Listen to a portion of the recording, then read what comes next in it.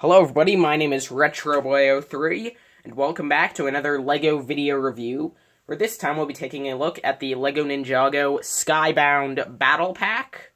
This set comes with 4 minifigures. When it was available, it retailed for around $15 in the United States, so without further ado, let's get into the review. Starting off with the first figure in this set, here we have Tournament Zane, who in my opinion just looks absolutely amazing here. Well, maybe not yet, but you'll see in a bit that there is one piece of detail on him that makes this probably one of the best Ninjago figs of all time. So I guess it was a little premature about that, because here he just looks kind of average. As you can see, I'll start with the weapons first. As you can see, he just has a standard gold shuriken, as well as this large ice staff made from a few pieces that I believe those originated in Chima, but I might be wrong. These large, energy pieces. I know LEGO used them on Scarlet Witch for some stupid reason. Just getting those out of the way. You can see that Zane here has a battle damage design, which I think is very nice and unique, since this is only the second battle damage to Zane we've ever seen, unless you count the Hands of Time version, which just had a tiny dent for no reason, even though he didn't have that in the show.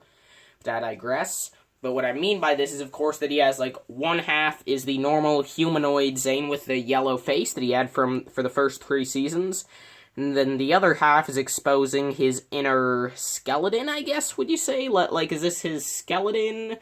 I don't know what you call it. Basically, it's exposing Zane's inner robotics. And you can see that most notably here on the torso and arms, because obviously he has one yellow arm and one silver arm. And on the torso, he just has the robes open, exposing his power core and some wiring. But the robes are pretty nice. They do mimic the designs that we saw for the tournament robes from the smaller Tournament of Elements sets back in 2015.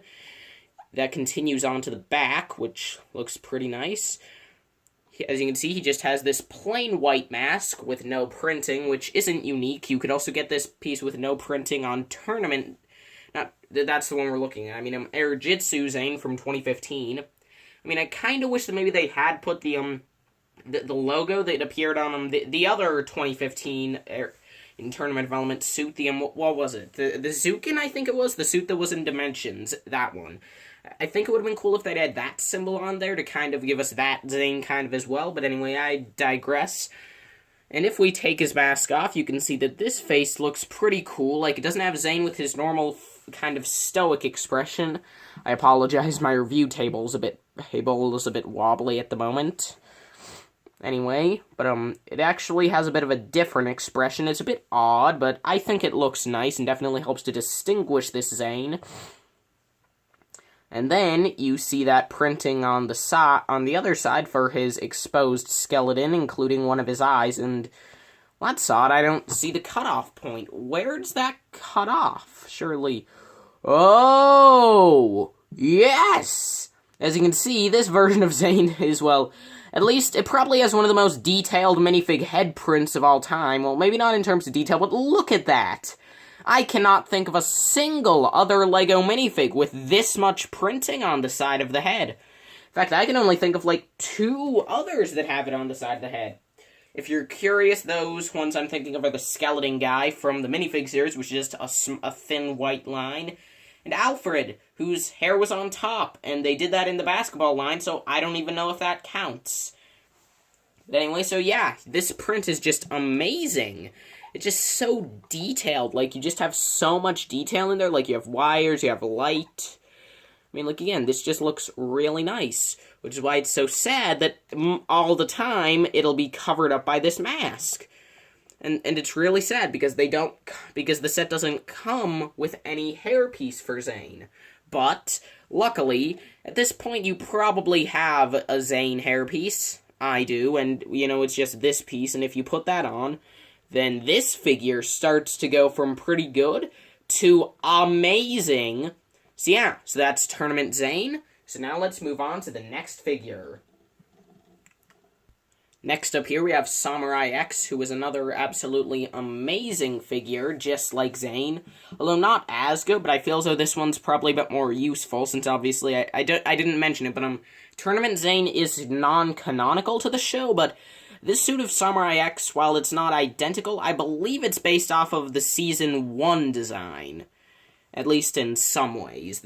That's what it reminds me of, at least. Anyway, as you can see, for weapons, Nia gets this large spear, which is built out of a few pieces, including this red piece on top, which isn't that common, I believe. I've only seen it in a couple of sets besides this. And, she, like Zane, also just comes with a gold shuriken. And just while looking at the torso and legs, you can see that there is definitely some nice detail. Basically, it's black with red and dark red printed on it, and all of the dark red, or at least nearly all the dark red, is outlined in gold. And I just think that overall that creates just like a really nice design. You just have like some straps, armor plating. It just looks really nice in my opinion.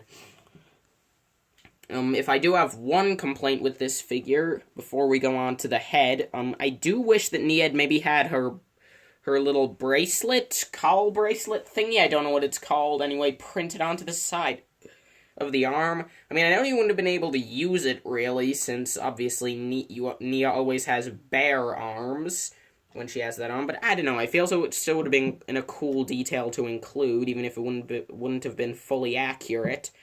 Especially seeing as how Tournament Zane literally doesn't exist, so this wouldn't have been the biggest stretch. Anyway, as you can see, Nia has no back printing, but I guess that's fine, since if you just put some katanas in there, the figure will look pretty nice. And, well, if I just take off her three-piece helmet, you can see that this is her face, which is a bit of a different expression for Nia, since, well, basically with, nearly every Nia minifig, Nia always just has kind of a very blank face with just kind of like normal eyes, just like a normal mouth. Like Nia just always has a normal face. Like it looks like Nia, but there's no real expression going on. This version, on the other hand, is a lot, well, not a lot more expressive, but I mean, it just has a bit more expression to it. Like, I can't define it, but I don't know. I feel as though the squinty eyes make this version of Nia look a lot more unique. Like, for example, if we compare this version to the version that came in LEGO Dimensions, as well as just some of the 2015 sets, you can see that this version looks a lot just more plain and a lot less interesting than this version from, well, this version that I'm reviewing right now. However, the eyes on this special Battle Pack version are a lot bigger, so that's definitely a bit of an issue. Like, if you just compare them, the normal Nia's eyes are definitely smaller, so that's a bit awkward.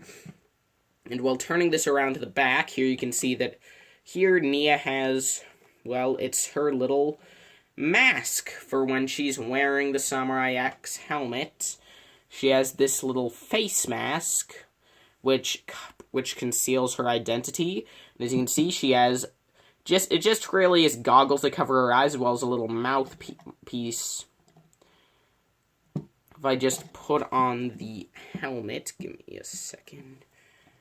So this is what Nia looks like with the helmet on, and I feel as though it's also necessary to compare this side of the face on the Dimensions version. And well, here it's a lot more, the differences are a lot more notable because Dimensions has different colors. I mean, like, the goggles, like, the part that shows through is very similar, but if I take this off, you can see the Dimensions as a full face mask that covers both higher up on the head with the eyebrows, as well as lower down as it completely covers Nia's mouth. So, I mean, I do feel as though this one might be a bit more accurate in terms of the coverage, but I feel as though this one overall looks a bit better, since, again, I don't know why, but this version that we get in this pack definitely feels a lot like the Season 1, or I guess maybe Season 2, the 2012 Samurai X that we never really got from LEGO, since the official one definitely wasn't very good back then. But anyway, so yeah, that is Samurai X. Just like Zane, she features no alternate hairpiece, but I feel as though she's a pretty good minifig, if not, though she is weaker than Zane, if I can just say this sentence.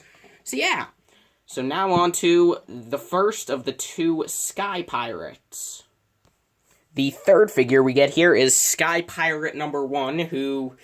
yeah, this figure is a lot less interesting than AMAZING Zane, but he's still a cool figure, and I mean, heck, I would honestly say that he and the other Sky Pirate are just a bit more useful than them overall, since Zane is non-canonical, and Nia's suit, while again, it harkens back to Season 1, it's not exact, but these guys did actually appear in the show, if only as minor side characters.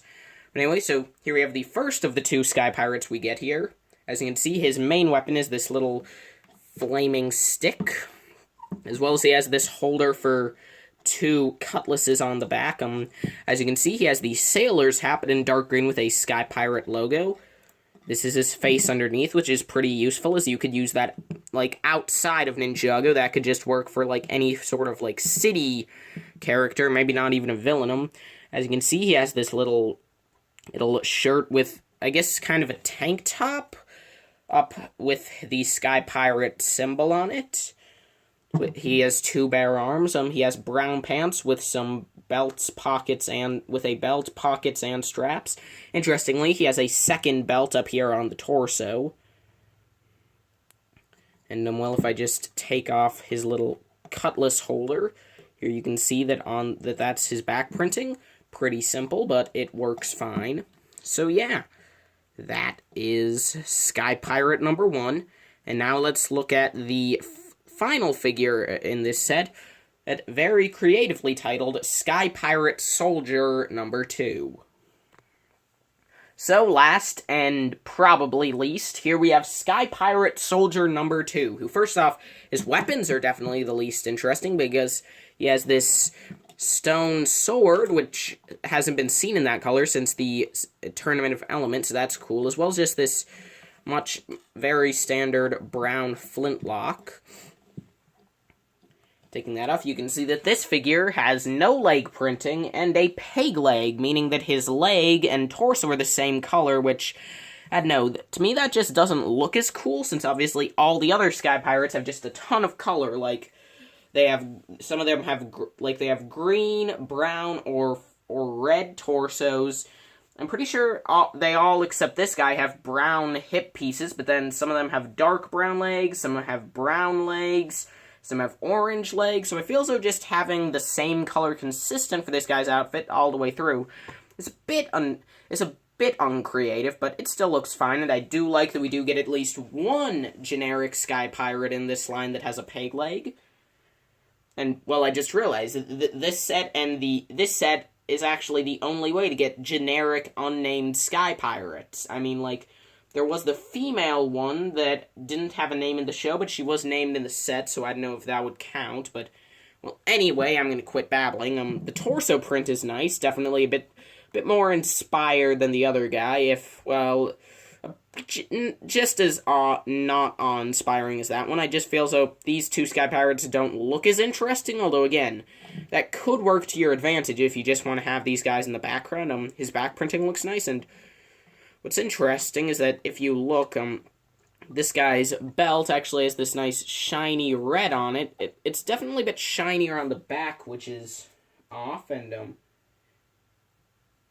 strangely, that's not the same on the other guy. His belt is just this normal dark red, but this guy's is kind of metallic-y. As you can see, he has this brown turban, which is unique to him, in this brown color, and then, well, this is his face, which is evil and has a mustache. Woohoo! So yeah, that is Sky Pirate Soldier number 2, so now let's go on to the final verdict.